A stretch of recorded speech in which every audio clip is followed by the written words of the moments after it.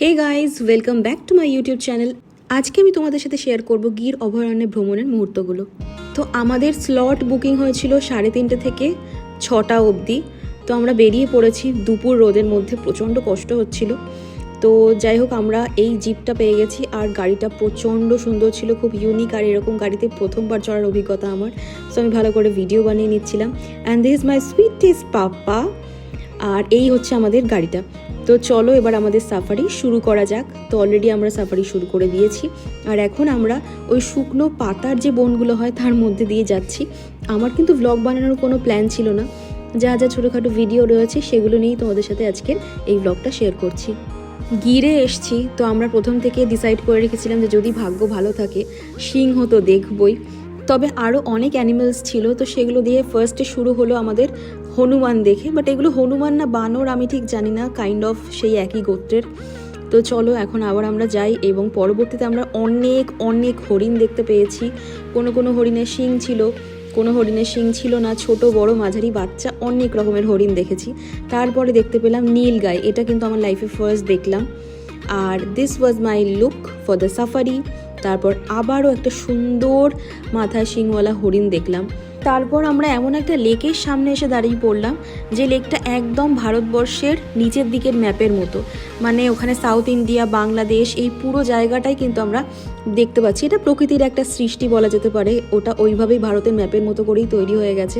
ভিডিওতে কতটা বোঝা যাচ্ছে জানি না, বাট লেকটার জল কিন্তু ভীষণ সুন্দর ছিল, একদম ব্লু। খুব সুন্দর ছবি তোলার মতো জায়গা, আর খুবই ভালোভাবে আমরা পরিবেশটা এনজয় করছিলাম। আর এই লেকের মধ্যে দেখলাম একটা বড় সড়ো কুমির। মানে আমি তো জুম করে এই ভিডিওটা তুলেছি, কিন্তু দূর থেকে অনেক বড় লাগছিল, তাহলে ভাবো কাছ থেকে কতটা বড় অ্যাকচুয়ালি। আর তারপরে আমাদের যে গাইড ছিল সে আমাদের এই ভিডিওটা করে দিয়েছিল।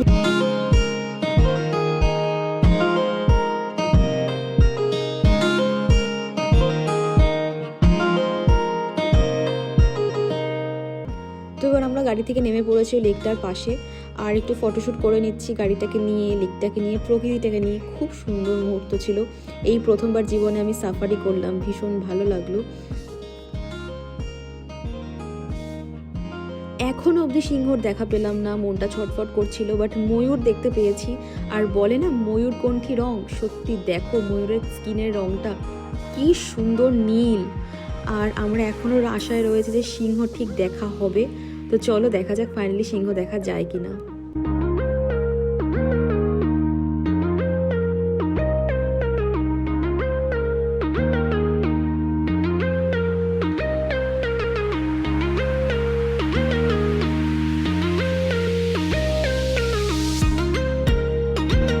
কিছুক্ষণ পর শোনা গেল যে এক জায়গায় সিংহদের দেখা পাওয়া গেছে। তো আমরা সেখানে চলে গেলাম, আর দেখো ফাইনালি আমি দেখতে পেলাম সিংহীদের। এরা কিন্তু সিংহ নয়, ফিমেল লায়নেস। আর ওখানে অনেক শাবক ছিল, প্রায় 6টা মতো সিংহী দেখতে পেয়েছি আমরা। আর গির অরণ্যে আসা আমাদের সার্থক হলো, কারণ আমরা এই সিংহ মামাদের দেখতে পেলাম ফাইনালি।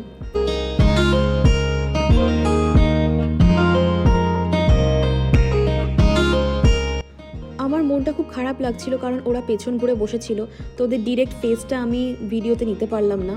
আর আমাদের জিপটাও এমন জায়গায় দাঁড়িয়েছিল, গাছের ফাঁক দিয়ে ওদের ভিডিও নিতে হচ্ছিল, ডিরেক্ট দেখা যাচ্ছিল না। বাট যাই হোক, চোখের দেখা দেখেছি, এটাই অনেক শান্তি। ওইখানে না অনেকগুলো জিপ দাঁড়িয়েছিল একসাথে, কারণ সবাই জানতো ওইখানেই সিংহর দেখা পাওয়া যাবে। তো যাই হোক, এইখানেই আমাদের সাফারি এন্ড হলো। তারপর আমরা আবার ওখান থেকে একই রাস্তা দিয়ে ব্যাক করে আসলাম। তো যাই হোক, প্রচণ্ড রোদের মধ্যে সাফারি করেছি। এক্সপিরিয়েন্স ভালো ছিল, খারাপ ভালো মিশিয়ে সব রকমভাবেই ছিল। তো চলো আজকের এই ব্লগেই অবধি, পরের ব্লগে দেখা হচ্ছে খুব শীঘ্রই। টাটা।